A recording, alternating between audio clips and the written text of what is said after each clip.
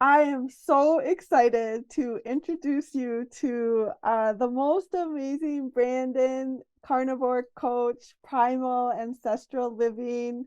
And I hope it's okay, but this inspires and impresses me so much. Is 21 years old and is helping so many of his fans and followers um, through eating more real food, getting outside, living more, connecting to nature. And so we are so excited to have you here today, Brandon. Thank you for being with us. And I can't wait to get started about this subject.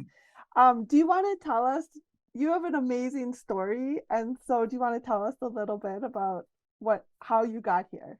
Yeah, of course. Thank you for having me again. And I guess my story, I can condense it down for you really quick. But 2020 is when my health journey started, and I was 100 pounds heavier than I am now.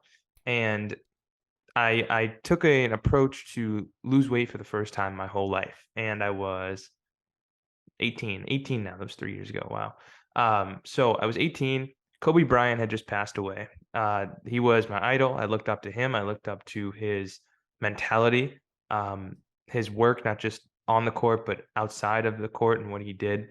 And realized that he died in a freak accident. And, no matter how rich, successful, famous you are, you could die tomorrow. And it woke me up completely. The next day, I look up how to lose weight. I'm like, I want to get my life back together. I want to get in good shape. I've never done this before. And the first thing I see is calories in, calories out. And I went the wrong way, unfortunately. So I ended up doing OMAD for the next 8 months without knowing really what OMAD was. I just ate once. I ate all my calories. Some was processed food, some was whole food, not enough protein, not enough fats, that's for sure. And I ran what was almost 9 to 10 miles every single day throughout those 8 months. What did that lead me to do? Well, it led to a few things. One, I lost 100 pounds, which was amazing.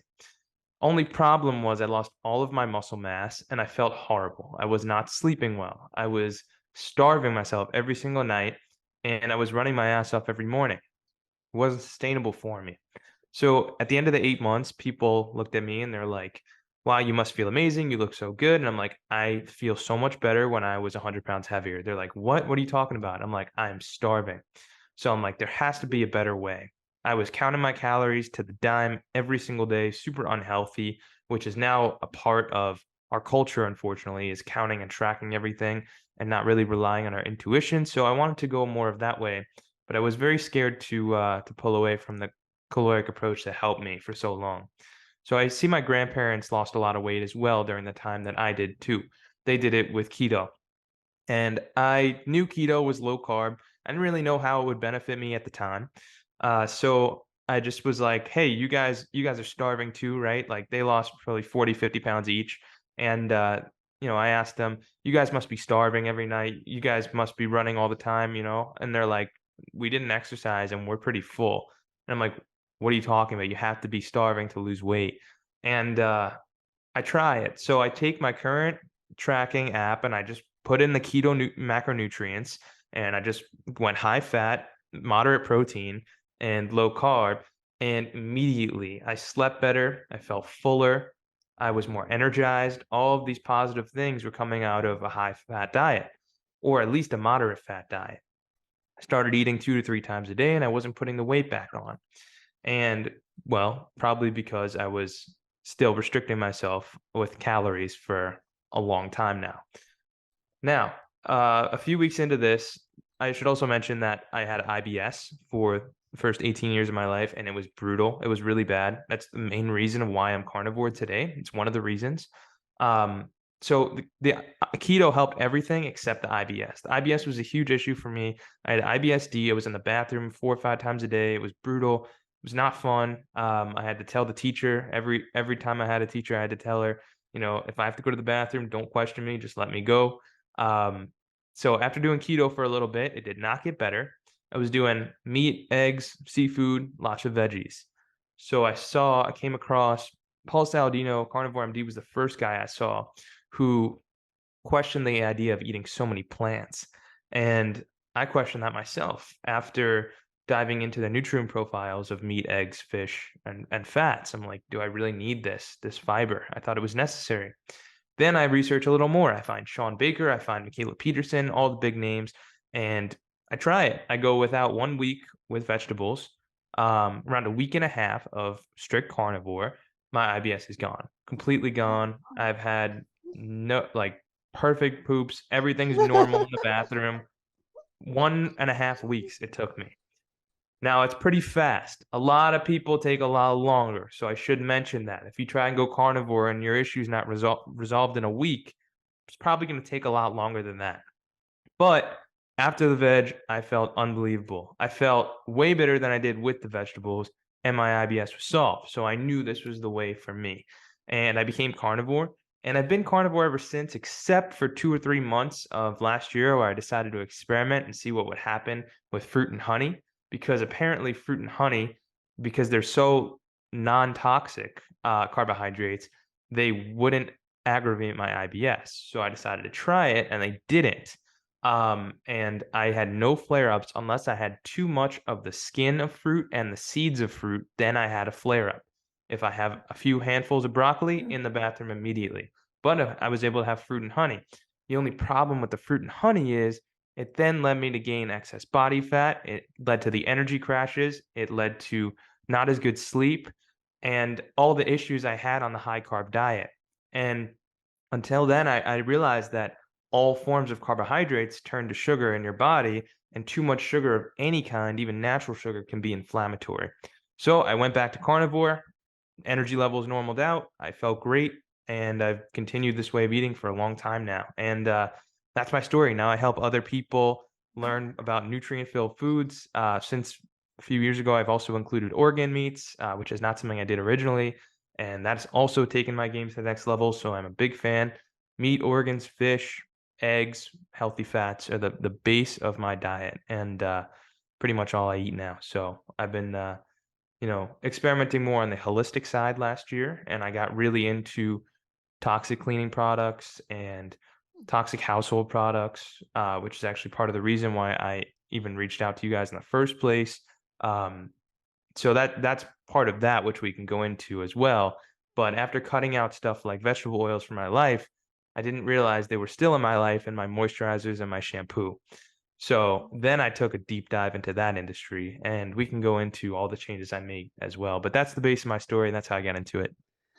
Oh my gosh, this is so inspiring, and I can't wait for everyone to discover you and have your books and your picture and up on billboards, and because it's coming your way. This is so amazing. I'm so grateful too that you are helping others now with this discovery, and that's what my main question right now after you sharing this, how in tune you became and how you knew right away with eliminating things and experimenting back.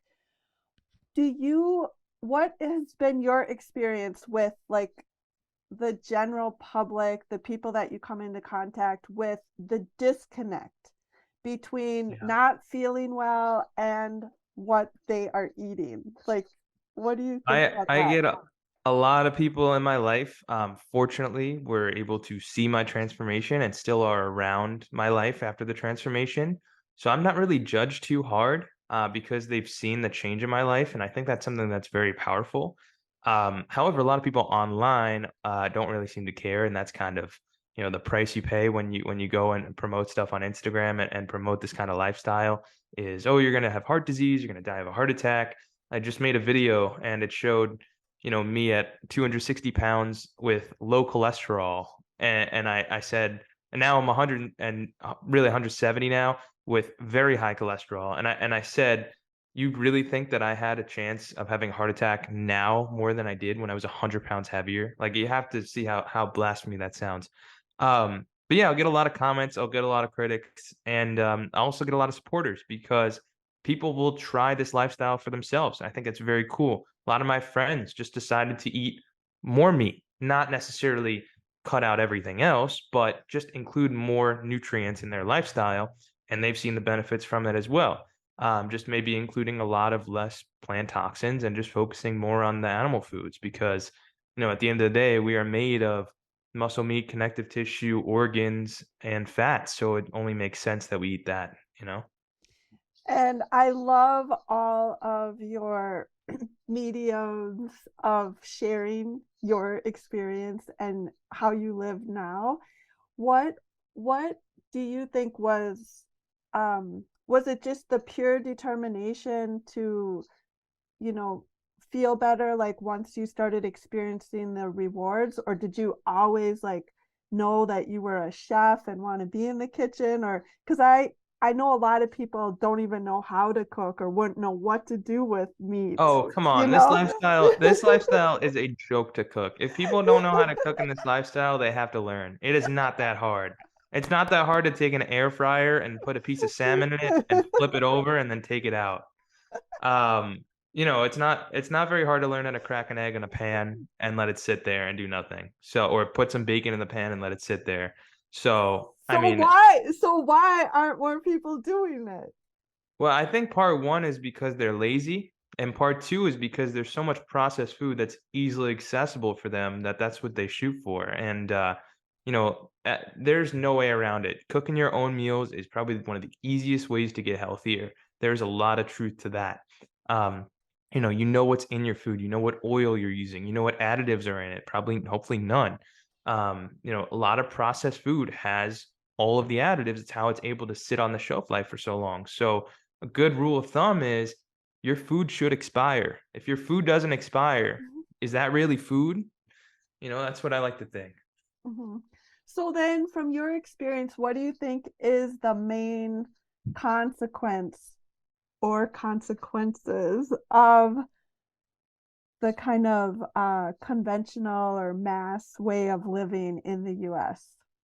Well, I mean, the biggest one you got to think about is probably insulin resistance. I think insulin resistance is so easy to get for someone. I mean, you can't exactly. There's a few markers you could tell and see if somebody's insulin resistant, but the easiest way to get there is processed food and living a modern lifestyle. There are so many horrible products in the modern lifestyle that we've added in that don't help us at all. In fact, they, have a drastic decline in our health. Some of the ones I think of off the top of my head are skin products, makeups, moisturizers, stuff like that. I think of stuff that's colored. Um, I think of dyed stuff that we've never had in our life. Basically, 99.9% of the time we've been here, it's been out in nature and not confined in a home with all of these products to use. So I think the more that you learn that we are natural and we are part of nature too. And the closer you get to being more natural and part of nature, the better your health will be. No matter what direction you go, you don't have to be carnivore. Like I preach that too. Like you don't have to be a strict carnivore. Like if you eat actual food, you're now 99% better than everyone else automatically, no matter what else you do, because people are so far off nowadays that we're not the same people we were a few hundred years ago. So, there's a lot in our environment that's really changed. So I've done this over 10 years for my own life and had a transformation like you do. And so because I've done it longer, what I can see now for me is a compounding effect, and it's a real advantage.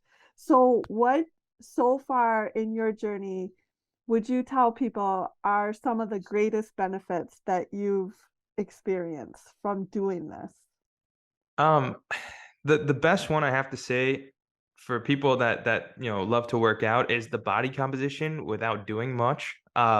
If you get into first of all, I use X3 bar and I stand by X3 bar. I'm a personal trainer. I also work at a gym and tell a lot of my clients there to use X3 bar. I use resistance bands and the weight changes as you move it. I probably do it for around 10 to 15 minutes a day. That's all I do to build muscle. The rest of it comes from adequate amount of protein. When you have an adequate amount of protein, especially usable animal protein in your diet, the body recomposition is fast for a lot of people. A lot of people out of shape, once they start eating actual real food, their body will change and they will love it. I've never known a person who's done this long term and did not like the way their body looks or was severely overweight or obese. Never happens. It's not a thing. I like to compare this with nature too. You never go out in nature and see a wolf that's obese. It just doesn't happen. Why? Because they eat their natural diet. They live in a natural environment. Those two combined, along with their circadian rhythm, they will not make them overweight or obese. It just doesn't happen. And guess what? We're part of nature too. We're human beings. So the closer you get to that, again, the better your body composition will be. You can cut calories all you want. You can restrict yourself all you want. The only thing it does is put your mind and body into a caloric prison and keep you in that caloric prison until eventually you break out, because your genes do not want you to restrict calories. So that's one of the biggest things, body recomposition. Second thing is energy levels. And I can't stress the amount of people that have come into my life and all they do is take naps. All they do is lay around and watch Netflix and take naps, and they sleep 10 hours a day and they still take a nap. And they're always tired and they're always cranky. And if you're always tired, that is a big sign of insulin resistance, especially if it's the middle of the day when you should have energy and the sun is strong. You should have a bit of energy throughout the day. Um, Something that's really interesting to note is my whole time being carnivore, I've yet to take a nap. Unless I've had to. One time I went to the airport and had to wake up at like 3, and that led me to take a nap. But as long as my sleep has been good, as long as I've been in the circadian rhythm, as close as I can get, I've never needed to take a nap. So the energy levels are there. Also, the skin is there. You have really good skin when you live this way. A lot of people think that, you know, the plants and the plant all the plant foods cause amazing skin and they're so good for your gut, but it couldn't be farther from the truth that, as healthy nutrients and animal fat are some of the best for your gut microbiome, because that is what we know. That is what we've been around for millions and millions of years. So it only makes sense that they're the best. So, just trying to wake people up to this lifestyle is just kind of what I do. And those are some of the biggest benefits, but there are endless more to this life. Oh no, I'm over here cheering that it's so similar to my experience. So, how do you help? Like, what is the biggest transformation? How do you help others, would you say?